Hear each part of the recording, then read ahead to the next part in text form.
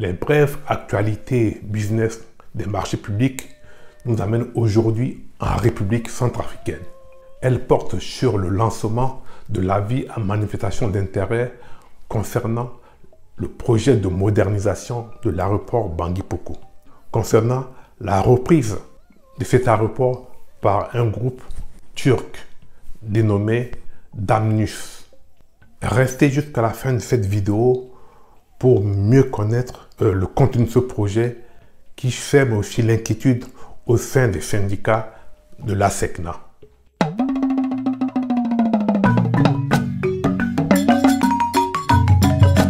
Bonjour et bienvenue sur ma chaîne. Je m'appelle Simon Alalingbe, je suis fonctionnaire des finances en France. Sur cette chaîne, je défends le patriotisme économique. J'accompagne les artisans, les TPE et les PME à gagner les marchés publics. Abonnez-vous, activez la cloche dans la description pour être averti automatiquement dès la publication de nos vidéos de l'actu business des marchés publics. En lançant cet avis à manifestation d'intérêt, l'acheteur invite les candidats à manifester leur intérêt pour le marché identifié dans cet avis.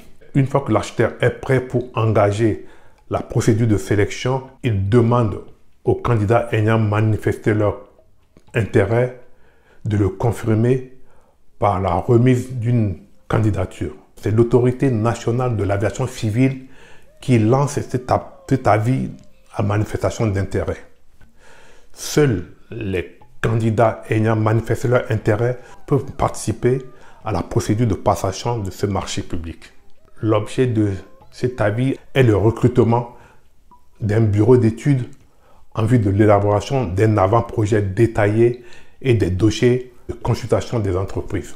Le contenu de la prestation est l'élaboration de l'avant-projet détaillé, du dossier de consultation des entreprises, de l'assistance de la mise à jour des dossiers des marchés des travaux, de la rédaction des termes de référence, de la mission des maîtrises d'œuvre d'exécution, de l'assistance et le contrôle architectural des travaux. La date probable de démarrage du projet se situe dans le quatrième trimestre de l'année 2020 et la durée d'exécution est d'environ 24 mois. Les candidatures sont ouvertes au bureau d'études situé dans tous les pays conformément aux dispositions régissant les opérations financées par le Fonds africain de développement. À l'issue de l'appel à manifestation d'intérêt dont le terme est fixé au 17 novembre 2020 à 10 h, une liste restreinte de 6 bureaux d'études sera dressée et la consultation se fera au sein de cette liste. Au moment où je réalise cette vidéo, en principe, les candidatures sont déjà closes. J'ai au départ parlé des syndicats qui s'inquiétaient par rapport à leur emploi et craignant que la gestion de l'aéroport soit transmise à un groupe turc dénommé Damnus. À cette étape-là, comme a dit le ministre, c'est le début du projet. La première des choses à faire, c'est de vérifier la régularité de la procédure. D'abord, est-ce que cet avis à manifestation d'intérêt figure sur le plan prévisionnel des marchés publics publié pour 2020? C'est important d'abord de vérifier ça. Si ça ne figure pas, ça veut dire que l'avis n'a pas son lieu d'être. Et le bureau d'études qui sera retenu, si un autre concurrent dépose un recours, il a beaucoup plus de chances que la procédure soit annulée. L'avis à manifestation d'intérêt est public, donc tout le monde a accès.